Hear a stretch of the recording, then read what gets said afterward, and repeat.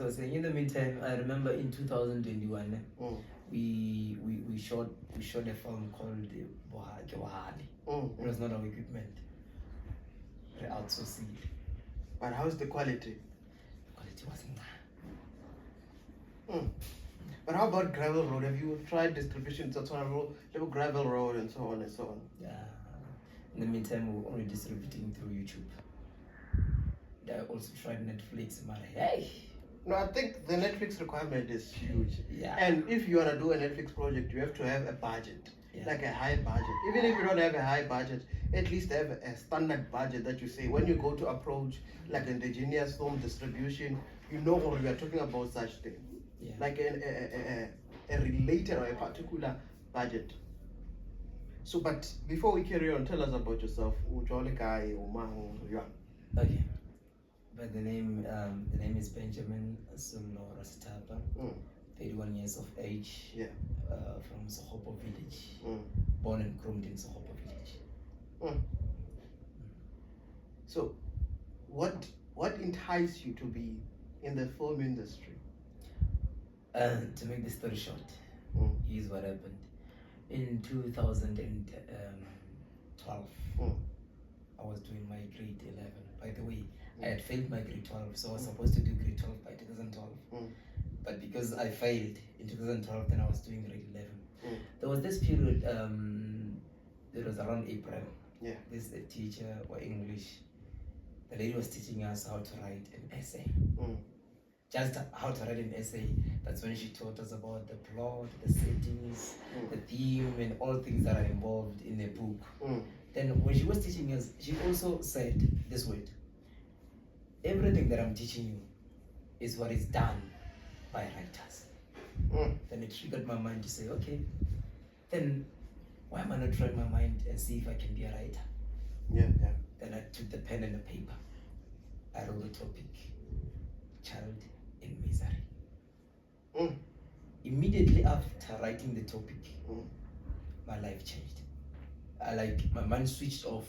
I was no longer in this world where everybody is. I was in the world of I was out visualizing everything. I started seeing things, writing, seeing things, and sometimes I would fail to write my homeworks. It took me about 3 weeks writing that book.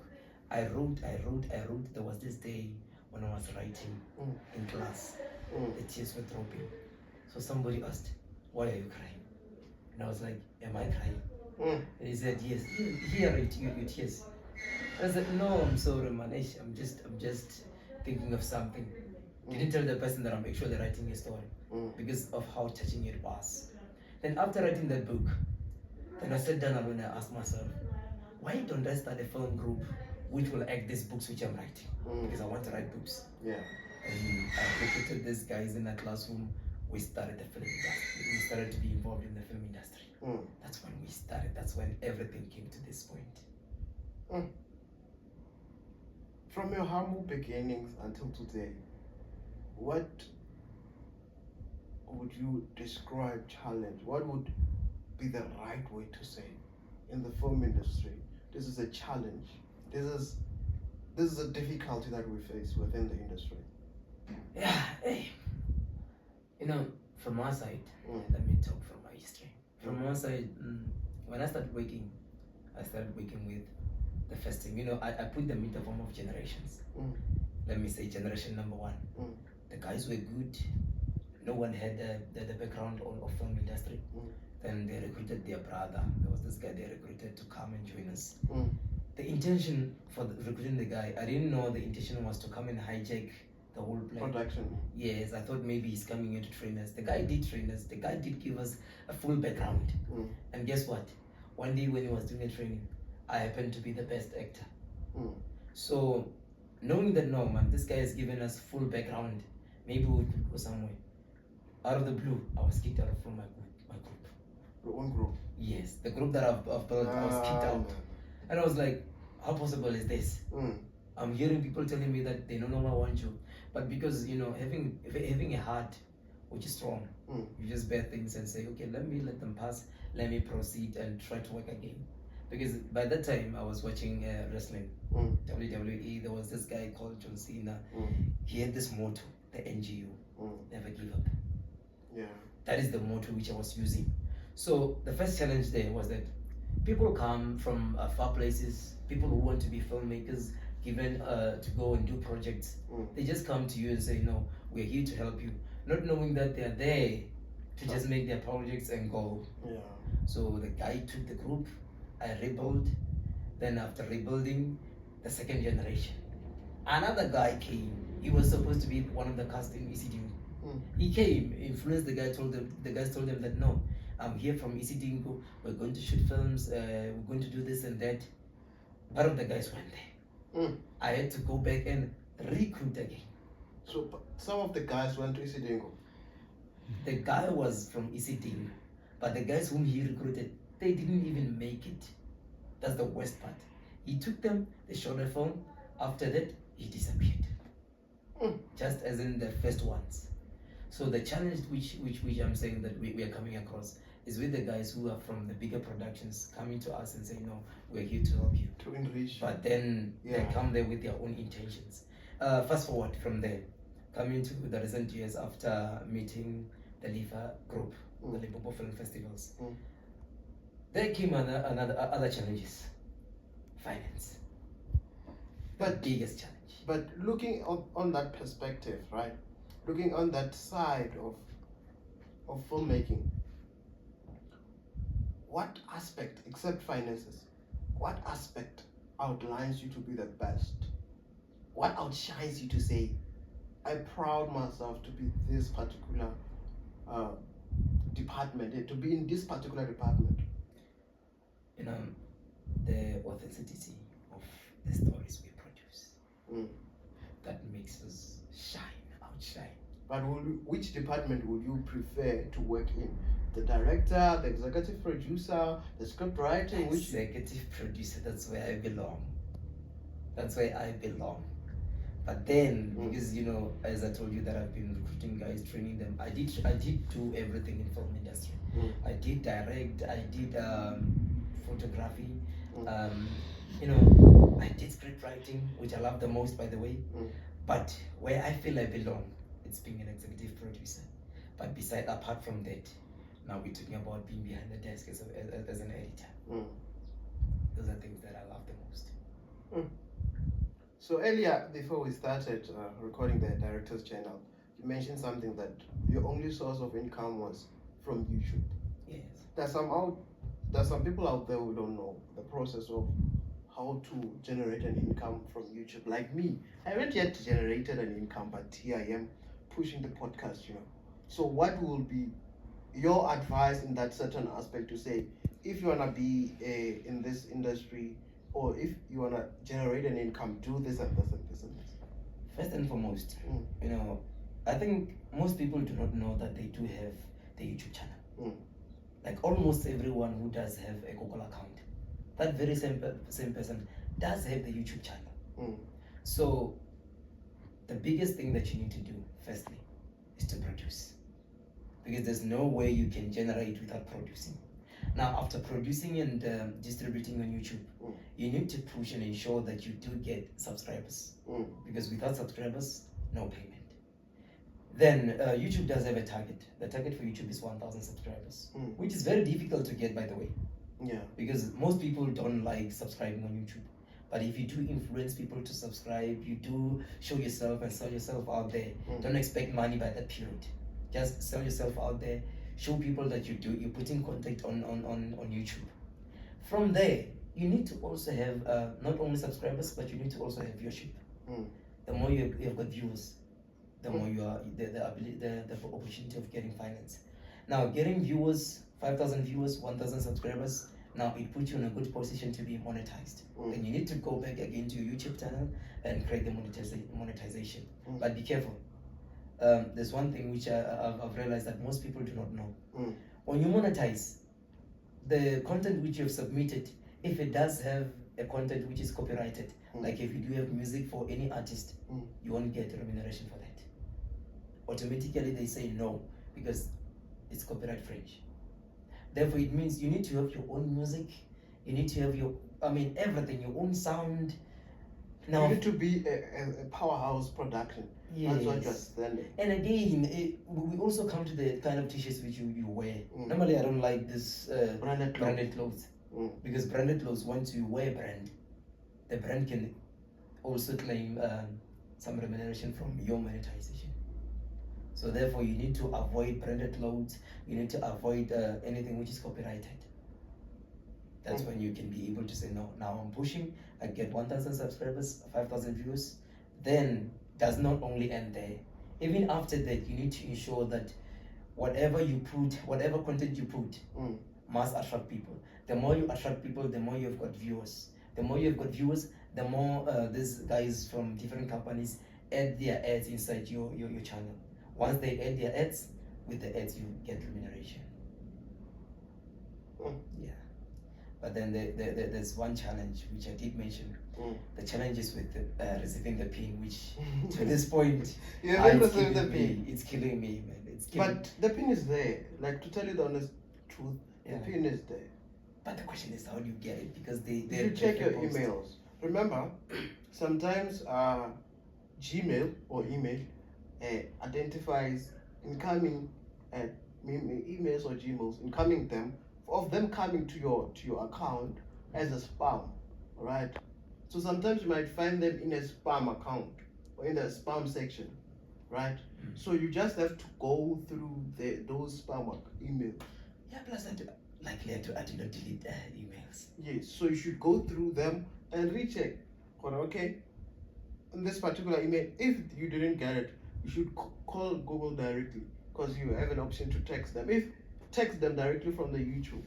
I did write them an email. I did text them. So also you can communicate with them, because now if you are you monetized? Like, are you a partner? Fully monetized. Are you a partner? Yes. Then you can, at the bottom there, when you scroll under the earning section, at the bottom there's ring the YouTube partner, communicate with them. So it's like WhatsApp when you want to chat with the system. They bring the system, like Vodacom when you want to talk to Toby, you chat to Toby like that. But in that aspect, you're talking to a real person who is assisting you, telling you the processes that you might have missed, or how to acquire the code.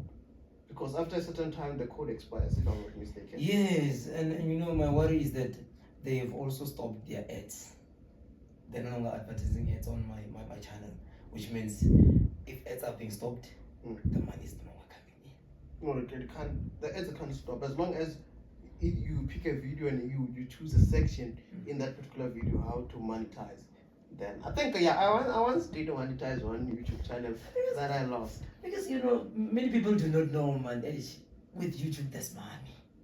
With YouTube there's money, but how do you attract the viewership? The key is, how do you, in 3 seconds. So this is what I've learned when I was doing this, when I started researching about social media. So in 3 seconds, how do you attract the second person or the third party who's watching? How do you attract the person who's watching in 3 seconds? You just need to ensure that the content which you put is not the content which have already been seen by another person. And then another one said it's all about rotation. How do you do rotation? Is that at the end of your video, it should take you back to the beginning of your video, if you understand what I mean. So there's this ad that I saw. They were advertising food, né? So it was like someone got into an accident. So the driver got out of the car.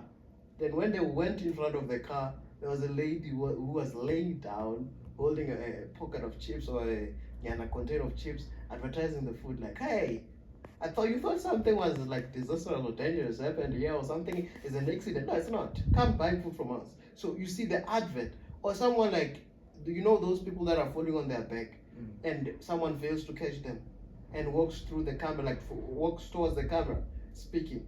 Also that, you wonder if the person is hurt or not, like rotation. Yeah. So you bring ideas. So I think social media, it doesn't pick up because people are putting the hard work. Yeah. It's all about how you maneuver around. How do you attract that person to watch? Because the person will be asking himself a question as to what happened to that person. I need to see. Yes. Yeah. So if right now you say you're putting your hand on a stove, right, and it doesn't burn, so you might find that you put a dummy. So the only way Mr. Beast is winning with the YouTube platform is how he leaves curiosity with us. Because he would say, I spent R1 versus I spent 1 billion in different kinds of cars. You might find that I bought one car for R1 and 1 billion car. So you see, so now the curiosity that leaves you is, how does he get a R1 car? And which type of car is rated as 1 billion? So that is the curiosity. Making questions to the viewers.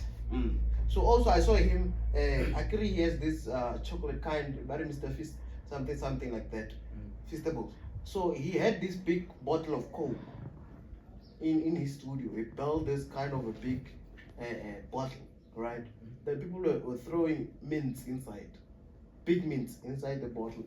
So the curiosity that is there is that, who's gonna score? If they score, what's gonna happen? I can always see in those trending TikTok videos, if you put mints in a Coke, the bottle or the Coke comes out fast. In a splash of a volcano or something. Then now in this process, how in a bigger bottle, how will it take, or what will be the take of that? So it's a curiosity that you leave. Okay, lesson learned. So with podcasting, this is how it's simple. I also learned, I think about, as I've said, I started picking up on the 25th, right? So with the same with podcasting, I've learned that the only way you can maneuver is TikTok. TikTok is the fastest growing platform that is happening at the moment. If you don't utilize TikTok now, well, you still have opportunity, because every day there are changes that they're making on TikTok. So rather you utilize the opportunity now and be big. So this is what I've done. Actually, TikTok doesn't allow you to post links directly to your YouTube. So I take screenshots of that particular episode. I go to TikTok, I crop it, and then I cut out some people's work. I leave my work. And then I say, go check it out. Because the name of the channel is there, the episode name is there, then you just go and watch. Understand. So also taking a snippet of some clips that we on the particular episode we upload, and say, go check it out for the full episode. So I've seen growth in that too. So it's just that, how do you maneuver around that? So as content creators, I believe that as filmmakers, we don't call ourselves content creators. No. We call ourselves filmmakers. So content creators are those that they spend their whole time. I think, but have you realized that a filmmaker would spend the whole of 30 hours producing a quality product, like big product? Then you get one like. That's true. You know something. And then comes an influencer who doesn't even know anything about whatever you're doing. Does something very stupid and doesn't even spend 3 hours. She just sees or he or she. You know what happened? I once took about 2 weeks producing a film. Out of the blue, I only got 2 likes. Oh no, I was still telling you what it took me 2 weeks now making a film. You need to imagine. You got 2 likes, That I got just 2 likes. I was like, is this even possible? Then when you check on your Facebook, somebody just create a Facebook reel and it gets. But with film, it's painful. I wish that, but what I'm saying here is, an influencer takes only 3 minutes. Like there's this guy on TikTok, they call him Pillar. So he's so big in Nigeria, and when he goes live, people are gifting. They have money to gift. But say you have an event, right? You wanna showcase your movie, it will be difficult for people to come and support you. But those same people, they're able to gift someone they don't know. As far as a person from Nigeria. Unlike uplifting one of theirs that later or in the coming years or in the coming months, they will say, this is our celebrity. We want to take pictures with him. You know, that's one thing that we mostly came across many times. We used to host street bioscopes. I think it was about in the past 2 years. We used to host after production. We launched the film. We host a street bioscope. The turnaround, selling a ticket by 30 rand, we only get 900. Imagine you've hired sound, You've hired tents, you've hired chairs, security. You've hired security. Now you need to take out from your own pocket and pay. But when it comes to somebody not from the community, big turnaround. So that's the problem with us black people. Black people do not want to support black people from their own hood. They rather support somebody who's from far, somebody they don't know. But tomorrow when you pick up, when you're out there, they start saying, oh, this one is from our community. They forget that that very same person is the same person who needed their support and they failed to support. Let me tell you about our YouTube channel. Our biggest supporters are from Botswana. Yeah, from our I think community, Botswana do support South Africans in a lot of ways. Yeah. And like the support comes handy, because I've also saw this one commenter on my work. He said that you're doing great work and keep it up. Don't give up. I know sometimes it gets difficult, but hold on and keep on going. Yeah. Only that comment, I picked it up, and today I'm staying with it. I'm pushing with it. Yeah. So it's all about who said what and how they say it. But looking at the film industry within Limpopo, what would you say you want change in? First and foremost, Limpopo has big problems. Big problems. If firstly we can work on unity. Yeah. If we can firstly work on unity and ensuring that at some point we work together as the Limpopians. Yeah. Because if you take a closer look at the United States, there's Hollywood. Yeah. If you can imagine how many filmmakers are involved there, and look how big it is. I once had an opportunity to meet the founder of Nollywood by himself, Ikenebo. We used to communicate a lot, and we were even supposed to go to Niger, but unfortunately, due to finances, we failed to go there. You know, one thing that the guy said, he spoke about unity, them working together with different film houses. But if you come to Limpopo, like for example, let me talk about us. You check our films, it says from Madibata Multimedia House, going for Gold's Film TV Crew presents, that is done. Where are other film houses? Why can't no association with? Yes. There's no. That's the problem with Limpopo. If we can work together, I believe we can pull it up. Because just imagine what happened to Limpopo, Limpopo TV. Dead. No, but the reason is dead. There were allegedly allegations that he was taking people's ideas and not. That's what I'm talking about. That's what I'm talking about when I'm talking about unity. If we're united, we'll love each other, and there will be no chance of us stealing from each other. That's why I'm saying that unity. But don't you think maybe the government is prioritizing the music industry, unlike the film industry? That's true. The government is not looking at the film industry. Even if you can check, previously there was an IDP from our municipality. There's no way that they talk about our industry. No way. We talk about district, they don't even consider the film industry. Provincial, they don't know if filmmakers exist in Limpopo. It is just us who are pushing to say, recognize us. Look what happened recently with the National Lotteries Commission. They said, no, we're here giving funding. When we approached, they said, no, filmmakers, you get funding from NLVF.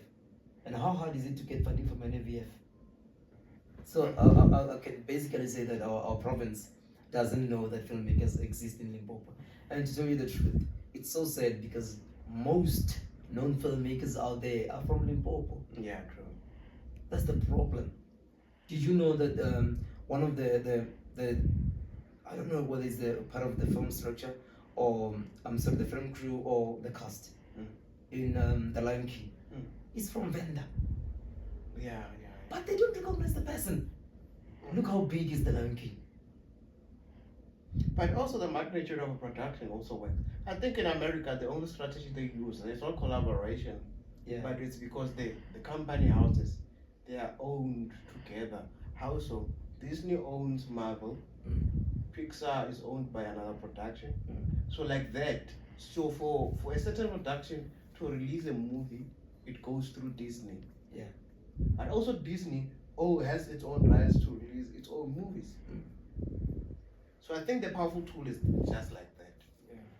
So like for instance, if like, as you say, we unite, like Tyler Perry would come to South Africa and say, I want to work on a production with this and this and this kind of production. Yes. But I also approached Tyler Perry, not to lie, but to tell the honest truth. I approached Tyler Perry, so on their website they have this line that they use to call. You can call their studio. So I called their studio. It was an international call, so they charge 5 cents per minute. So you call the international. Then I called. Then when I was talking to the lady, American, like the American accent is so deep and it's very fast. But I was able to talk to her, and then I said, I want to collaborate with Tyler Perry on this project. Then the lady said, no, Tyler Perry doesn't collaborate with any production houses. Tyler Perry produce only their own content, like they only work on their own content. And it's not a bad thing that he is established, he is big like that. But he should be open to work with other people, to collaborate, because much where he started, it was where we are. Yeah. And I think the powerful tool is that we know the strategy, we know how to maneuver around. So I think the best way, I saw Offensive Moaswe, for him to grow, he was taking clips of short movies, and then fitting himself in those everywhere. You find a movie whereby, let me say, there was this one of Transporter. Out of the blue, the guy had changed. He's no longer that guy.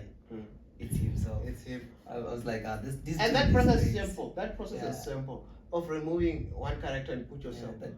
But it also helps you grow, and it helped him grow to be big. I think within a period of 3 years, he was big. He had a million subscribers, and the production was established. You get my point.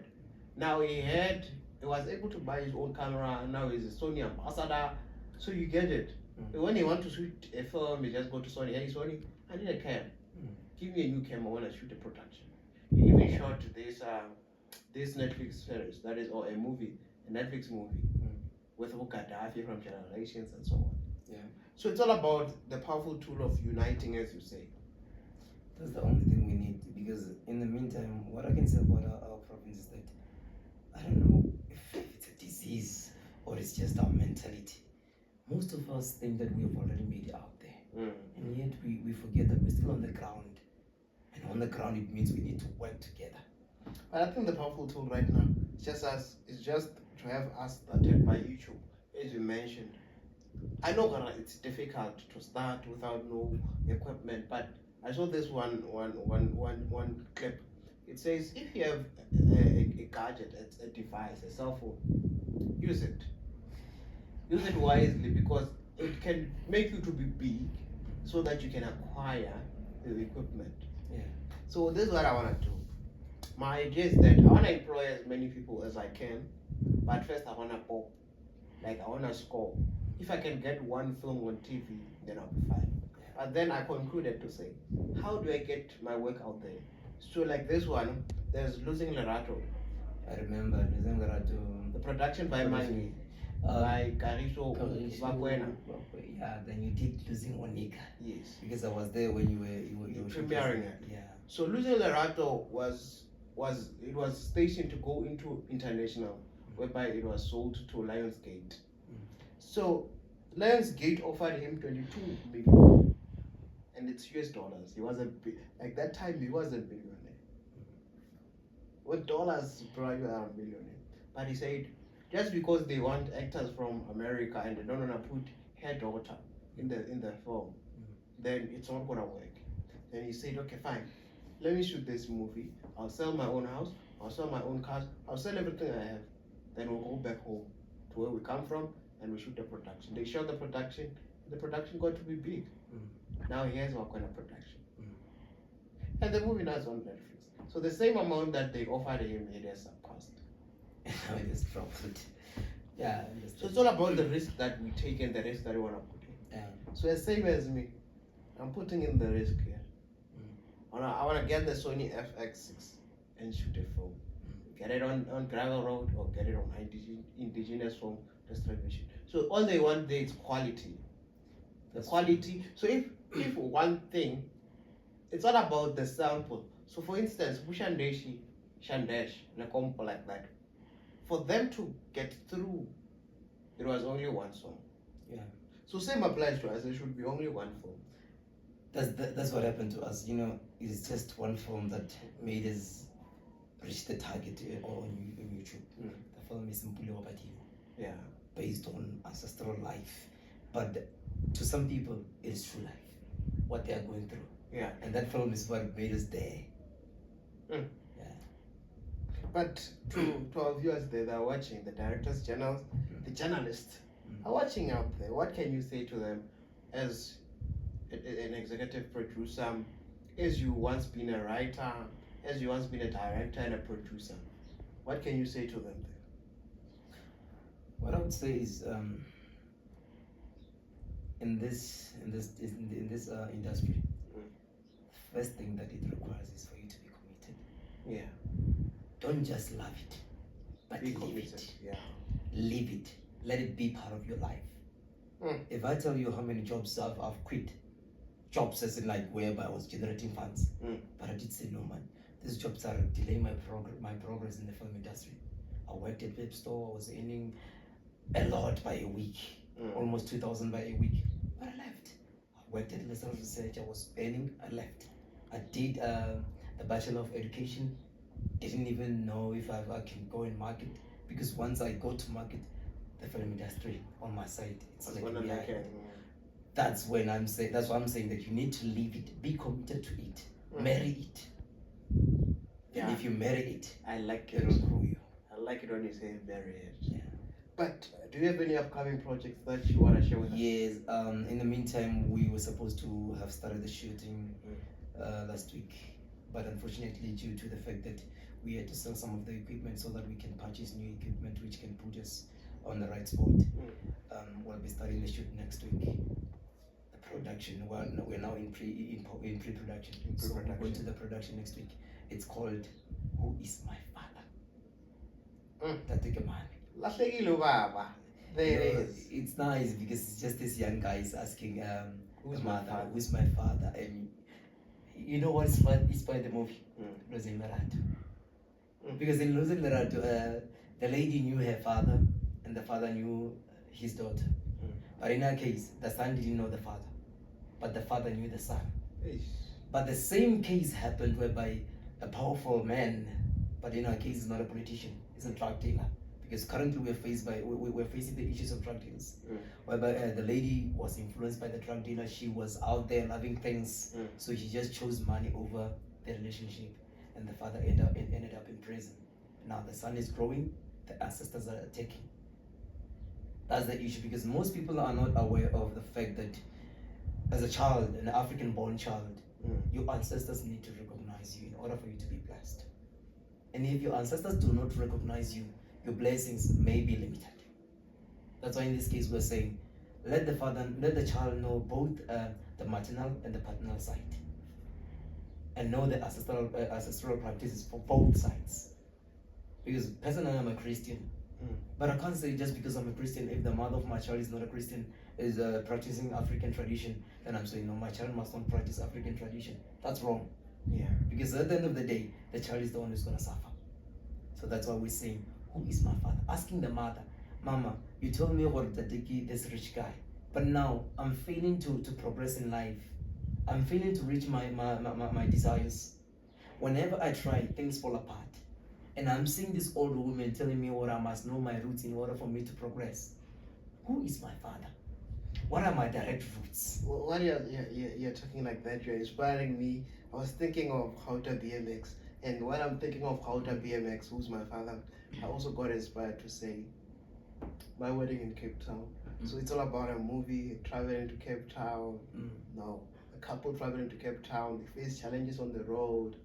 But when they get to Cape Town, you know, I'm just giving out the story, but it's a great idea. Yeah. So I'm just inspired to say, who's my father? Because that is the question that a lot of young children out there, even if it's not a male child, but a female child, also ask, who is my father? And their fathers are not present in their lives. But anyways, we thank you. We thank you so much for coming and having some time with us and telling and sharing the difficulties. But we hope that in the Limpopo industry, in terms of film, we hope that they establish the Limpopo Film Hub, so that you can also, in the matter that you say that you are helping young children, you are helping youth to uplift, build their careers without going to school, but have that passion to do it, and they don't have the right resource to move around, getting a degree like that, and to help them have resources to shoot content or to shoot films. Because in many specifics, people are shooting content these days, but we're talking about films. But thank you so much for coming. I really appreciate it. What is your production so that people can check it out? Normally we're on YouTube. The production is Madibata Multimedia House. Madibata Multimedia House. But for somebody who needs to find it quick, you just say Mpule Wabadimu. That's the only story which you can find quick.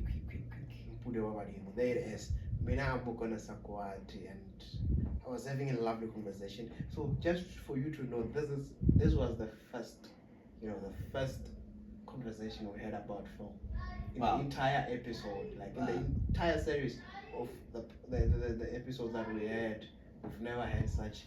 And we're hoping that we grow in the series of making films, and talking about films and how equipment has been impactful towards this journey. And so it means I'm lucky because I happen to also have been appointed as the head of department in film industry under the South African Arts and Culture Youth Forum. So it's a luck. It's a luck. Yeah. But anyways, this is the Director's Channel. Don't forget to subscribe, share, and like. We out.